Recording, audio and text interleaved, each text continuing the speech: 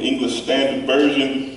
It says, "Brothers, I do not consider that I have made it my own, but one thing I do, forgetting what lies behind and straining forward to what lies ahead. I press on toward the goal for the prize of the upward call of God in Christ Jesus." You may be seated.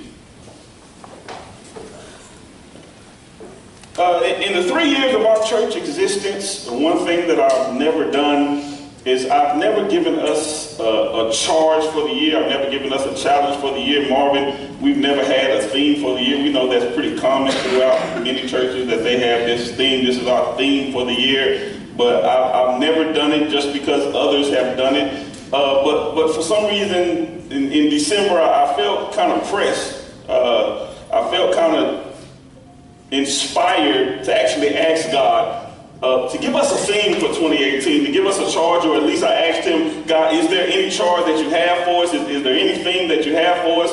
And after praying and waiting, the beginning of December, he gave me one word as the charge and the theme for the Link Church and all of those who are connected to us, and that's forward. Somebody shout forward. Forward. Forward. That is the theme and the charge for the Link Church, the members, and all of those that are connected to us. What's the definition of forward, Pastor? It's onward so as to make progress toward a successful conclusion. The definition alone ought to get somebody excited right there. Forward, it means onward so as to make progress toward a successful conclusion. So as I researched this word, I realized what God was telling us and those connected to us is that 2018 is the year of progress and moving forward toward success. Yes, that's good. Okay, let me say it again, Dwayne, because I don't know anybody who would not get happy and excited about success.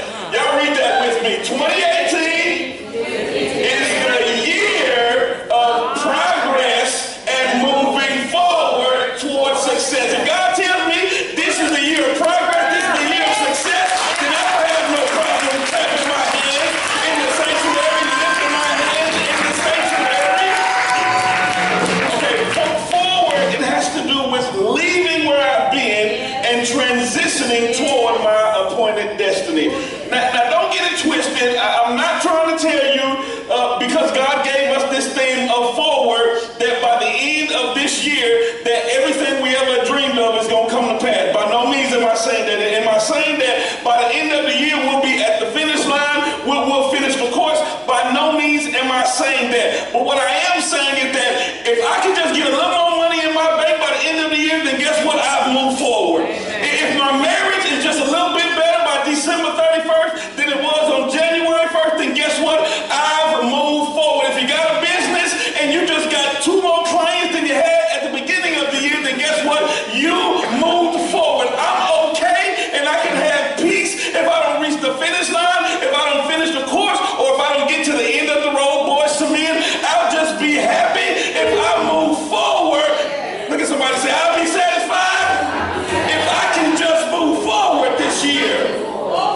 Disclaimer, your forward movement is not going to be obtained or attained because of your praise on this morning. It's not going to be attained because you high-five 7 people at the end of the service and you turn around and did 3 circles and jumped up and down and touched that ceiling up there. If you touch the ceiling, you're going to get a whole lot of hits on YouTube, but it doesn't mean you're going to get everything that God has for you. But I believe that Paul, in this Philippian scripture, in this letter, that he gives us 4 methods, 4 strategies, 4 things that we need to do that pretty much guarantees that this year we can move forward. Again, the writer of this letter to this church in Philippi is, we know him as the Apostle Paul. He's a preacher, he's a teacher, he's a writer, he's an author, he's also a church planner. He's writing this letter from a Roman prison. Can I stay right there for a second? He's writing a letter to a bunch of people who aren't incarcerated while he's incarcerated, and he's telling them that I'm about to move forward. That's encouraging to me, and it lets me know that regardless of my current state, it doesn't have to impact my mental state. That means that I can be in jail, yet I can still have joy. I could be going through hell, yet I don't have to lose my hope. I could be going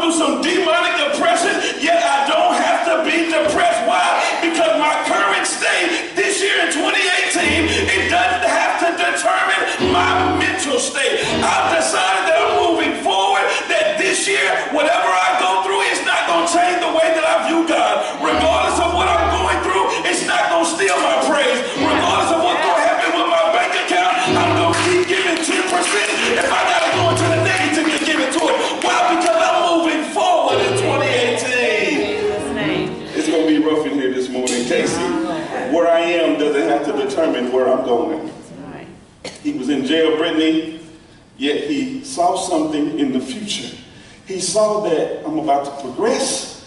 I'm about to move forward towards success in spite of me being locked up, incarcerated, and restrained at this season in my life. So as we look at the text, Paul, he starts this verse 13 and he says, brothers or sisters, I do not consider that I have made it on my own. Paul prefaced this verse. If you go back to about the previous 5 or 6 verses, he gives us his amazing resume about all the stuff that he went through, who he was trained under, being a Pharisee and trained under Gamaliel. He was awesome. He had the resume that would get him a job and a career in any type of field. But then after he gives his resume, he says, there's one thing I need you to know. I need you to know that I have not reached perfection. I need you to know that I still got a long ways to go. Before we can even begin to move forward, we got to realize that we haven't arrived yet. I've come to find out that you will not seek for better until you realize that you need to be better.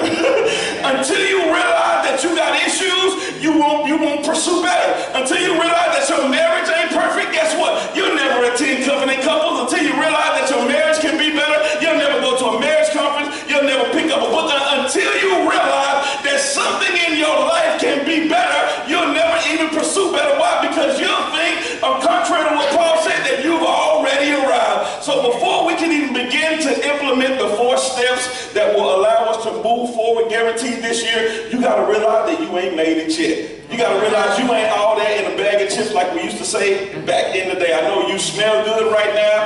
I know you got some good Gucci on and some Fendi and all that other stuff, but guess what?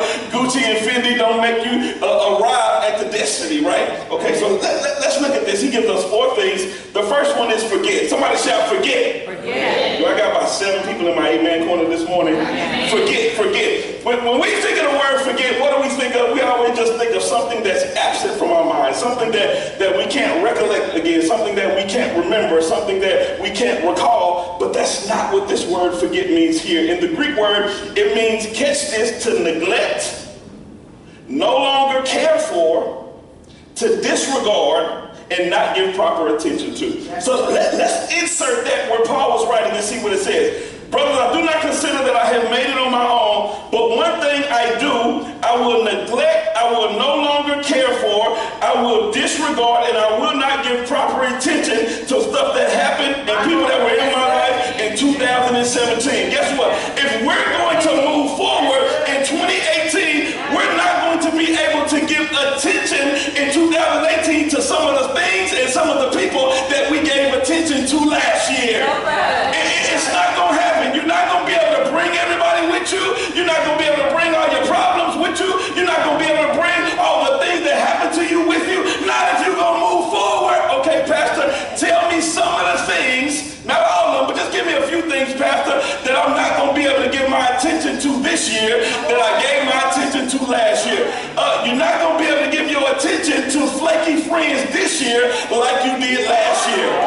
Okay, Pastor, what do you mean by flaky friends? Flaky friends are those who are unreliable. You already started thinking about all your people in your crew. Just start thinking about the people in your crew right now. People who are unreliable, people who are inconsistent, people who are unfaithful. They up today, they down to tomorrow, they got joy today, they depressed tomorrow. People who they'll be there for you today, they won't be there for you tomorrow. You know what? Some of us, we got too many people that's in our inner circle that are just flaky. Flaky. Why? Why are we giving flaky people so much attention in our life? I've realized that everybody can't be connected to the inner circle. It doesn't mean that I can't love you. It doesn't mean that we can't go to Starbucks every blue moon.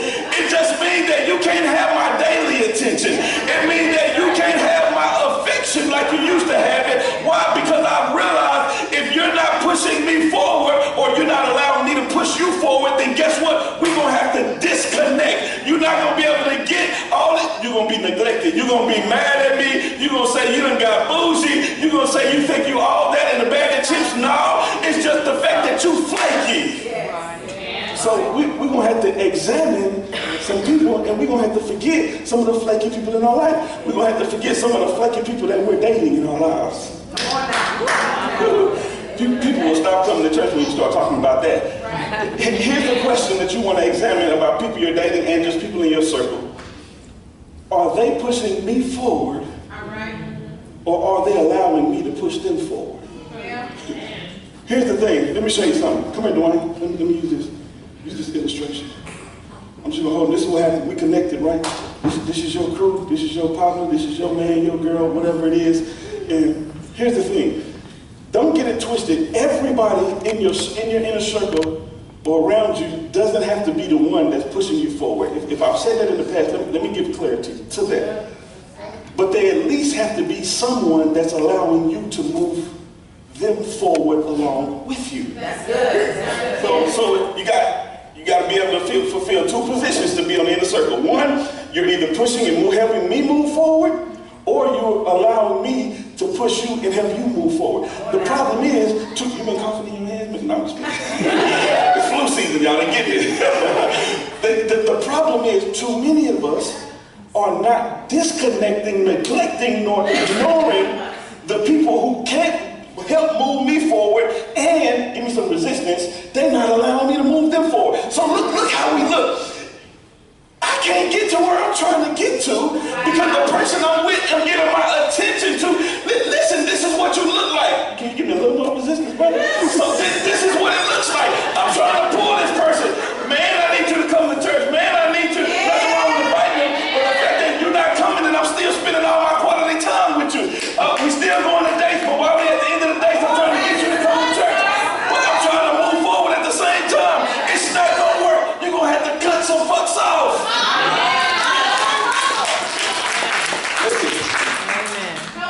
In reality, he could have failed.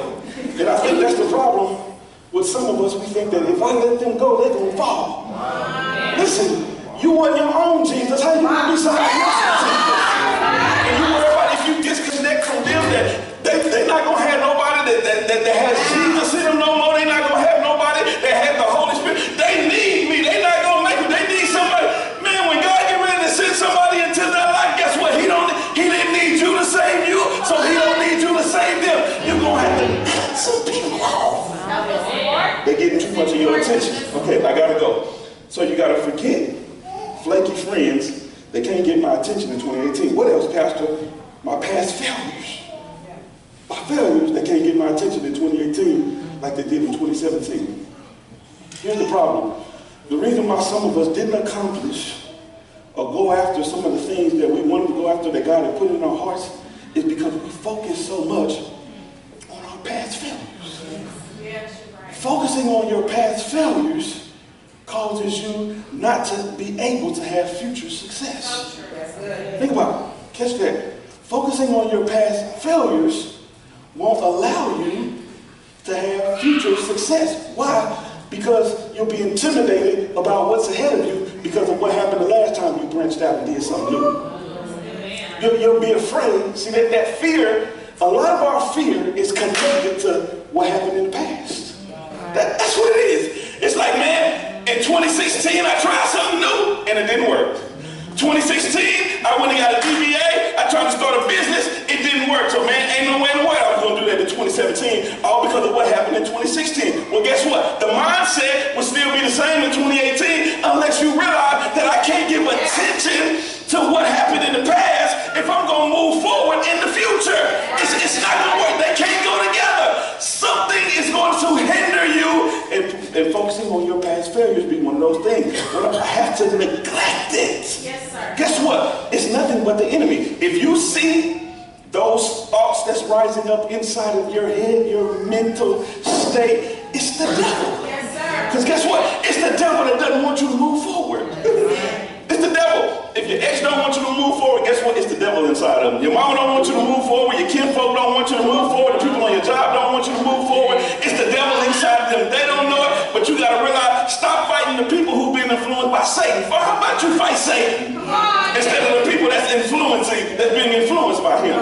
That's good. That's good. So we can't give attention to flaky friends in 2018 like we did in 2017. We can't give attention to our past failures in 2018 like we did in 2017. We can't give attention to our flaws in 2018 like we did in 2017. Again, flaws similar to our past failures, when we focus on them and give our attention to them, they restrict us from moving forward. Because we think about what we don't have. I don't have the looks that I think I should have to be in this business. I don't have the intelligence because I did good school. I'm not as smart. I can't read as well. I can't pronounce 4-syllable words, and I definitely can't even read 5-syllable words. Those some flaws. I got some imperfections. I got some issues that I wish could go away. And if I could just get rid of those issues, then guess what? I'd be able to move forward. But here's the thing. God gave you some issues just so you wouldn't have no choice but to depend on him. If the truth be told, if God removed all of your issues, then you feel like you wouldn't even need Jesus. You feel like you wouldn't even need the Holy Ghost. You feel like you wouldn't even need the Word of God. Why? Because you got everything and it's all together. But if we can forget, if we can neglect our flaws, if we can stop focusing on how we look, and if we can stop focusing on how intelligent we think we should be to get the promotion and get the position, and we just focus on moving forward, then guess what we can do? We can actually move forward. So the first thing Paul lets us know is that we're going to have to forget. Anything that caused me to hesitate in 2017, it can't get my attention in 2018. Somebody shout, I gotta forget. So the second thing he tells us after that, he says, but one thing I do, forgetting what lies behind, and then what does he say? Press. And some of yours, the rest of them, he says straining. What version do you have up there? It says straining. Some say press, but it should be straining. Straining forward to what lies ahead. Strain, in the Greek, it means to extend, stretch forward. Think about that. To extend, stretch forward. So look at that. Let me insert that in there. One thing I do, forgetting what lies behind, and extending and stretching forward to what lies ahead. Here's the thing. In 2017, we spent all of our time and energy grabbing things within reach. Yes. But what God is telling us in forward is that we're going to have to move beyond just grabbing things within reach and extend forward, stretch, and grab some stuff that appears from a perspective standpoint to be out of our reach. A lot of us didn't get to the places that we could have got in 2017 because of some things that we didn't go out and grab because they appeared to be out of our reach. They didn't get it. Let me use this. Let me use this chair so I can show it to them. So I can show them. It's okay. Marvin, can you bring me those gifts? Listen, I know it's not Christmas, but they were available, so I had to use them. They too heavy for you, Marvin? Okay. I had a good one for you, but we in church, so I'm not even gonna go there. I'll give it to you after. Okay, so we gotta set this up. Here we go. We gotta set it up, okay? This we go. This is what we look like. This is what some of us look like in 2017. So all of these gifts, they represent things that God has for us. I don't know what it is that God had for you last year. It could have been a business. It could have been a promotion. It could have been a better marriage.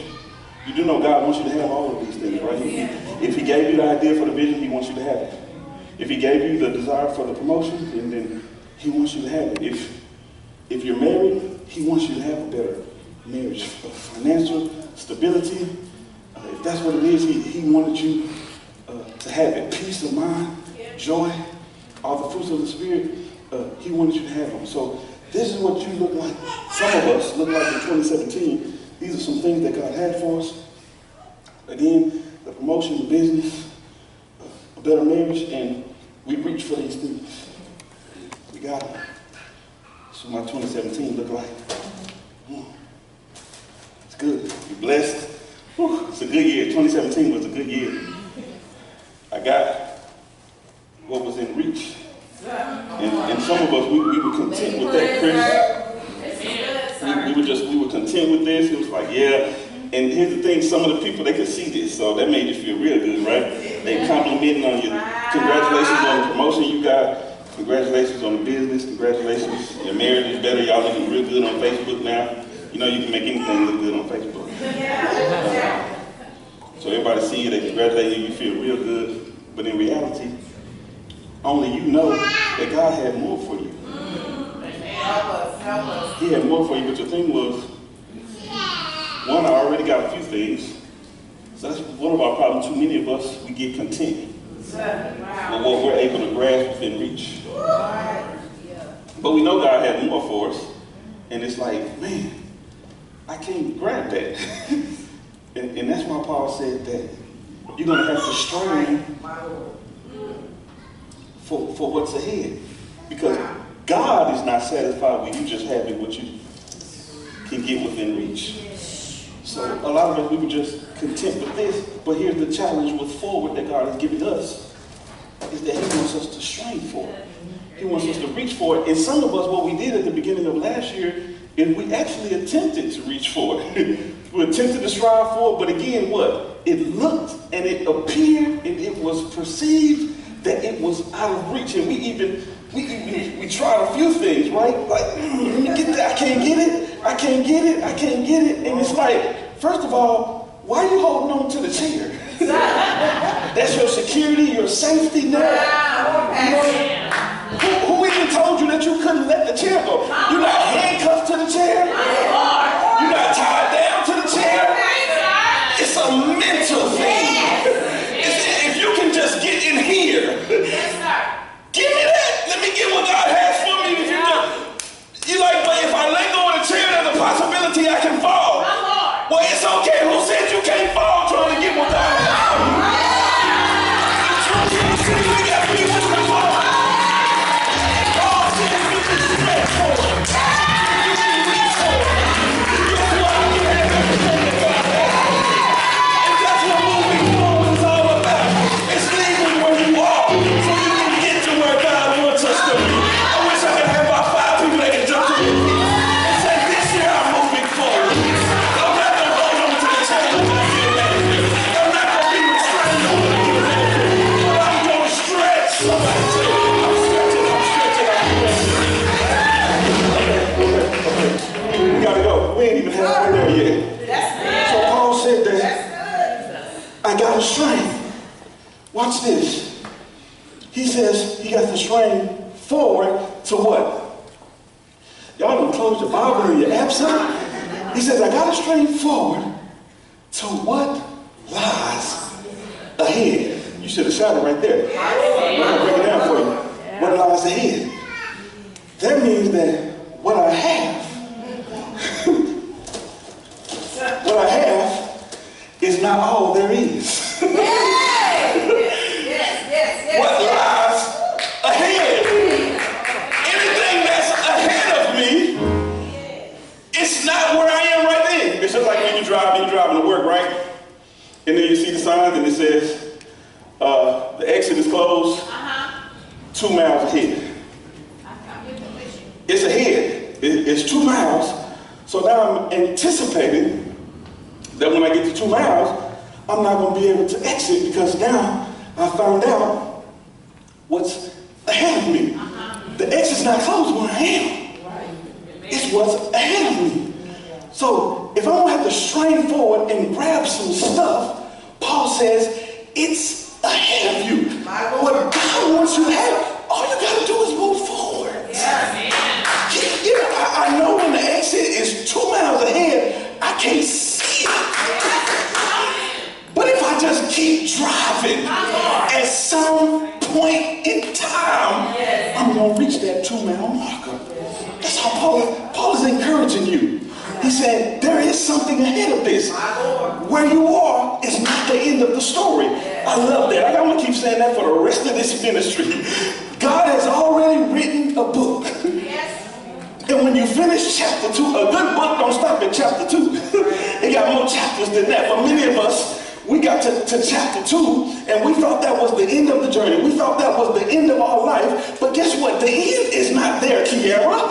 There's still more written. The only thing you got to do is turn the page and move forward. If you can just turn the page, you'll see that it says the next chapter.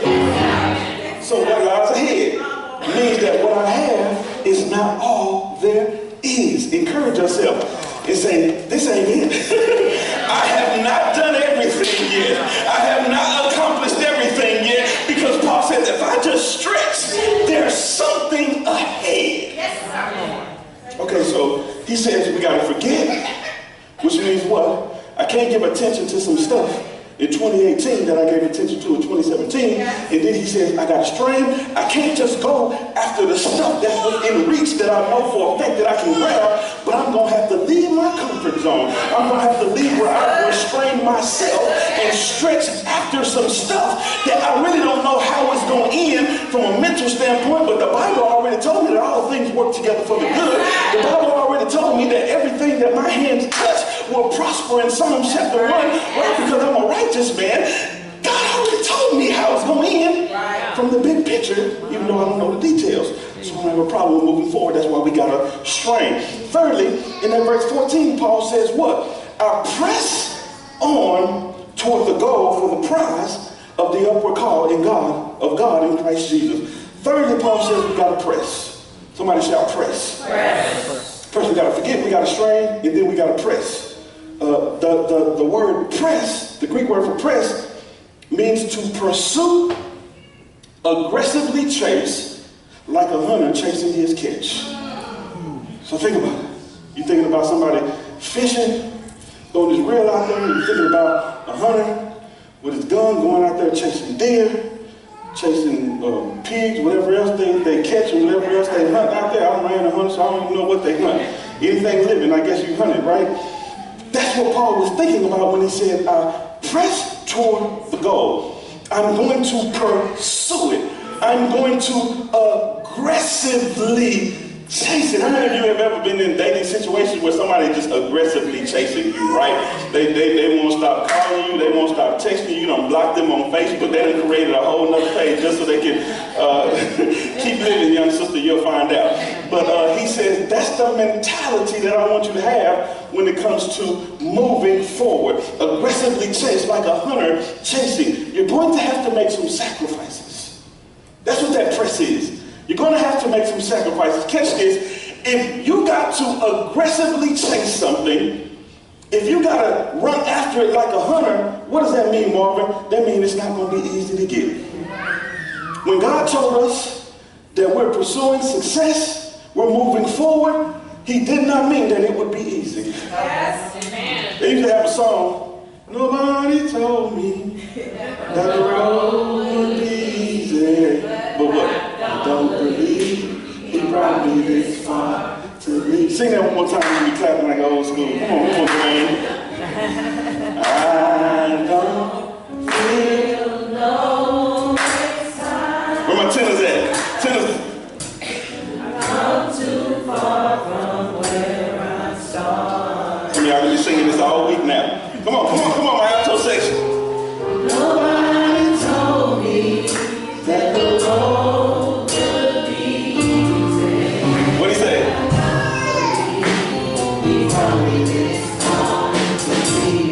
Okay, so when Paul said you're going to have to press, that meant that it's not going to be easy. By no means is God saying that 2018 is going to be easy.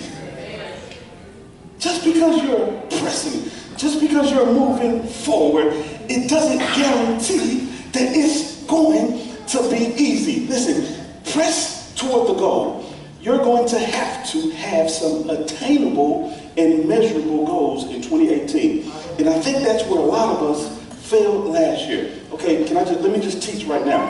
I'm not gonna holler right here.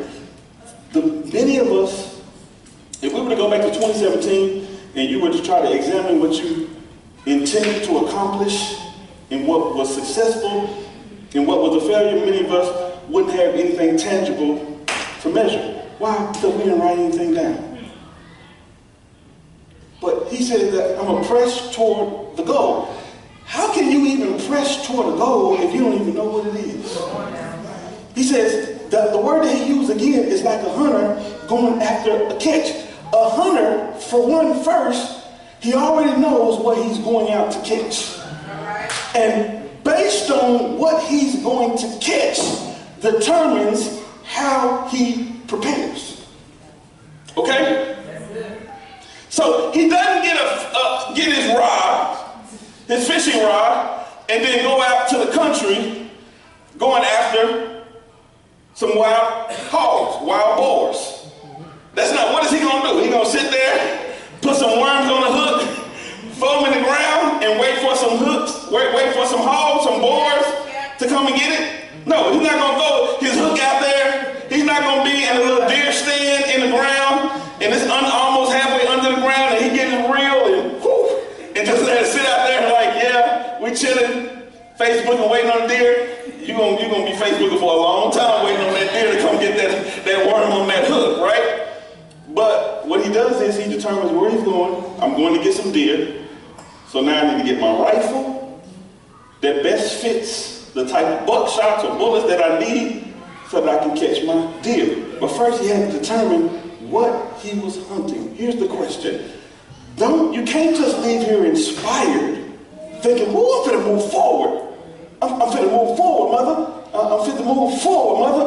But what are you moving forward towards? You gotta have a goal. Habakkuk 2:2. Write it down, go back and read it later. I think I gave it to him. Let's read this together, okay? On the count of 3. 1, 2, 3. Write the vision to make it plain.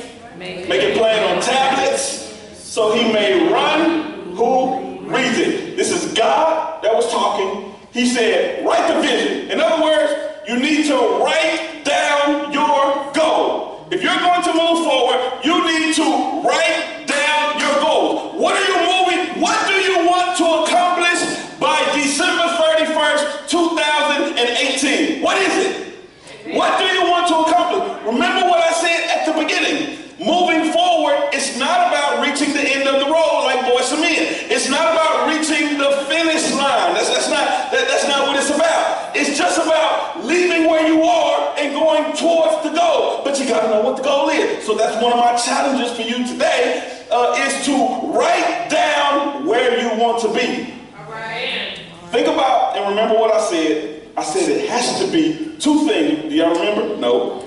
It has to be, if you're writing notes, your goal, your vision has to be attainable and measurable. Remember that. Attainable and measurable. Listen, I understand as believers we walk by faith, right?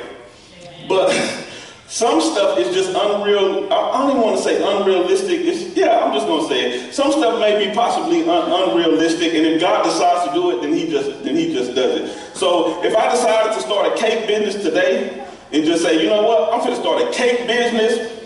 My goal is that by December 31st, I got a $20 million cake business. Is that a realistic, attainable goal? No. First of all, we need to find out if people even like my cakes first, before I just say, can I even make cake? Okay, I know the pound cake kills at the family reunion, but you're going to need more than a pound cake to have a $20 million business in 11 months in 3 weeks, right? First of all, you need to figure out how to even get the capital to get professional equipment to even make enough cakes to even make $20 million.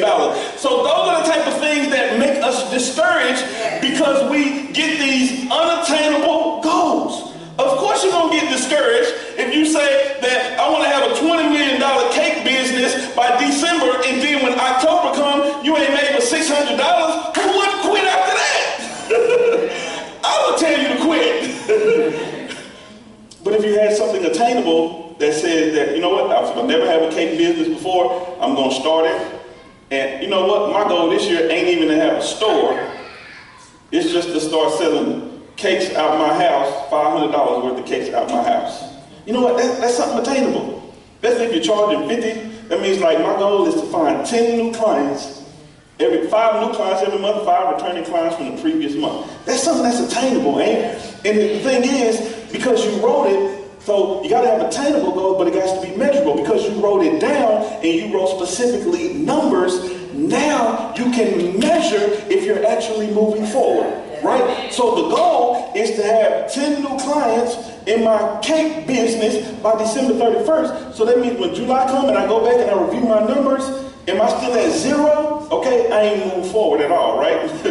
January I was at 0, but by July I need to be at 2 or 3 at least, right? So those are attainable, measurable goals. I'm telling you, I'm teaching you how to move forward, y'all. Some stuff is practical, right? But here's my second part on that is don't just have these physical, natural goals, but you also need some spiritual goals. Because I done seen a whole lot. You can't scroll down my Facebook timeline without somebody talking about their goals of starting their business, increasing their business, and going to get this new career and getting this promotion and all this. But I haven't seen too many posts about their spiritual goals. Amen. So it's kind of hard. You like, okay, God, bless my natural goals, but I don't even have no goals that relate to you. Right? Because my natural goals is all about me and what I want. It's going to help me get that car. It's going to help me get that house. It's going to help me afford to have a wife. And it's going to make me attractive to a husband if I got all these different things. But don't forget about the spiritual side of your goals. Don't forget about, okay, God, by December 3rd, right now, I come to church on Sunday 2 times a month, but my goal is to get to 3 times a month. Right now, I come to Bible study 0 times a month. My goal is to get to 1 time a month. Amen. Don't forget your spiritual goal. Right now, I fast 0 times a year. Now my goal is to fast at least 2 times a year. I read my Bible 0 minutes a year. Now my goal is to get to 5 minutes a month. Attainable goals. Right? If you haven't read your Bible not 1 time last year, don't try to do the Bible in 1 year this year. You're going to get discouraged. You're going to find yourself from Friday to Monday, and you're going to look back and be like, you got 40 chapters to catch up. You're going to be like, forget this. This ain't work for me. Attainable goals. If it's 0, right now, just go to 1 chapter a day. Don't forget about the spiritual side of things. I give $20 a month. My spiritual goal now is to be more consistent and give a percentage. Now I'm going to 4%, 5% a month. I'm moving forward in every area of your life. Not just moving forward naturally, but moving forward spiritually. Wherever I am, forward is about leaving where I am and going somewhere else. Amen. In that direction. Okay? So let's press. My last one, and we out here like last year, is receive. Let's see, somebody shout receive. Receive. So after I forgot, after I've strained, after I pressed, guess what? All I got to do is receive what God has for me. Because at the end of the day, all we're doing is putting ourselves in the position. Because it's God that opens up I can't open up no windows of heaven.